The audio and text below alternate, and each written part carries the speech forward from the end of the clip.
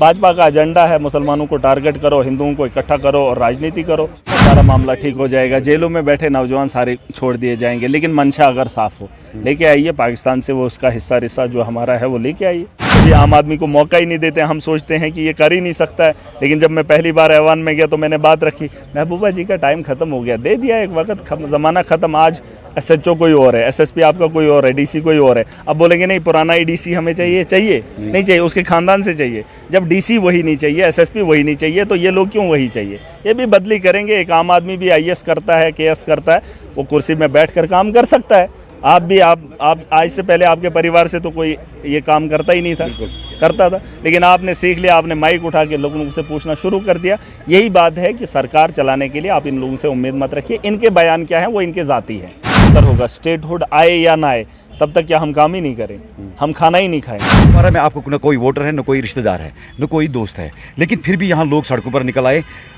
अब तजुर्बे के हिसाब से बताइए, जो MLAs हैं हमारे, क्या कुछ MLA को करना चाहिए? क्या मेहरा साहब की चलती है? देखिए मेहरा साहब की चलती है, क्योंकि यहाँ के MLAs बोलते हैं हमारी नहीं चलती है। हम पटवारी को ट्रांसफर नहीं करते, हम रोड नहीं बना सकते। लोग अगर प्यार करते हैं, मैं ईमानदार हूँ, मैं बेबाक हूँ, मैं आवाम की आवाज़ उठाता हूँ। मेहरा साहब, आपने जिला कुपवारा का दौरा किया, करना, टंडार, उड़ी भी आप गए, तो नहीं ये अलग है सर।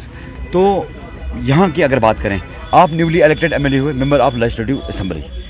जब पुरानी असेंबली मेंबर से हम पूछते हैं तो वो कहते हैं हमारे पास पावर नहीं है। महराज साहब एक फ़र्द वाहिद अकेला चला, आज यहाँ पर भी आया लोगों की मदावा के लिए, क्या कुछ कहेंगे? पहले तजुर्बे के हवाले से। मैं आम आदमी हूँ, आम आदमी का दर्द समझता हूँ। इसमें दो चीज़ें हैं। मेरा शौक़ है कि मैं लोगों की खिदमत करूँ, मेरा ये शौक़ है कि मैं देख कर आऊँ और फिर उन लोगों की ज़ुबान बनूँ। ये जो बाकी लोग हैं, इनकी मजबूरी रहती है, इनका ये काम रहता है कि रोज़गार है इनका, हमारा नहीं। हमारा शौक़ है और हम पॉलिटिक्स जो है शौक़ से करते हैं। और ये ऐसा नहीं है कि मैं पहली बार पॉलिटिक्स में आया हूँ, मैं एक आम आदमी हूँ, मैं जानता हूँ एक आम आदमी के दर्द को।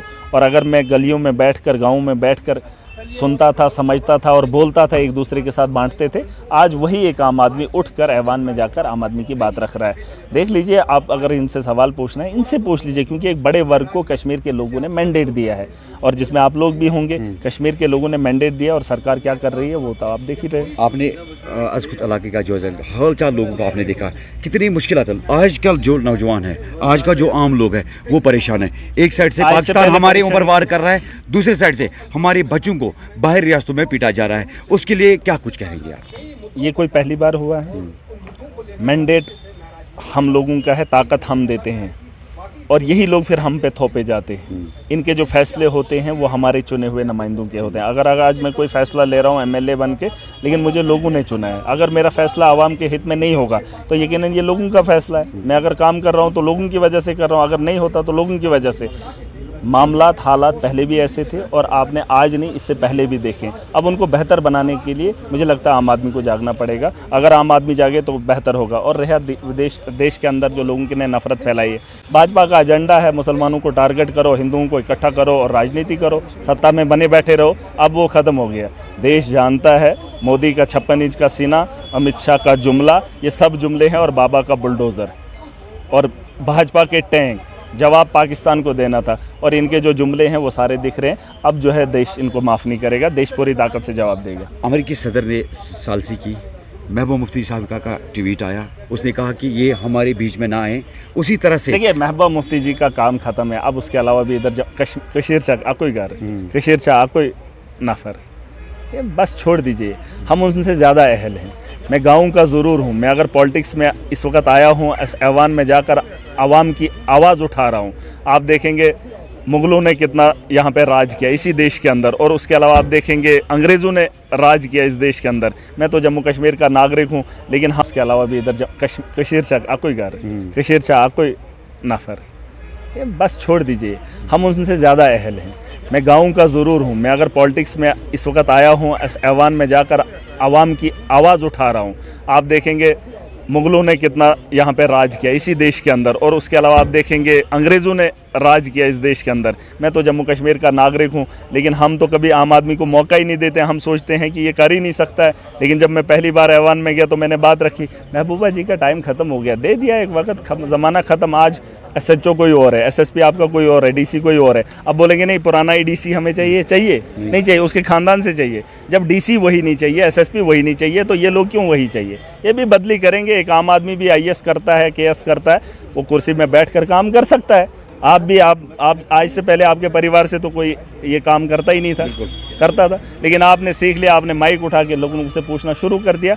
यही बात है कि सरकार चलाने के लिए आप इन लोगों से उम्मीद मत रखिए। इनके बयान क्या है वो इनके ज़ाती है, वो मुल्क के लिए बेहतर नहीं हो नेशनल सकता। कॉन्फ्रेंस ने यही स्लोगन दिया था, वोट इसी पर लिए थे कि हम स्टेटहुड 3 आर्टिकल ये नेशनल कॉन्फ्रेंस पे हुई है। उसके बाद फारूक साहब का स्टेटमेंट आया, उसके बाद उमर साहब ने का स्टेटमेंट आया कि हालांकि इस वक्त उन्होंने कहा कि हम देखिए, जब तक भाजपा है, जब तक भाजपा है तब तक दहशत है, तब तक अमन नहीं होगा, नफरत का बाजार गर्म है।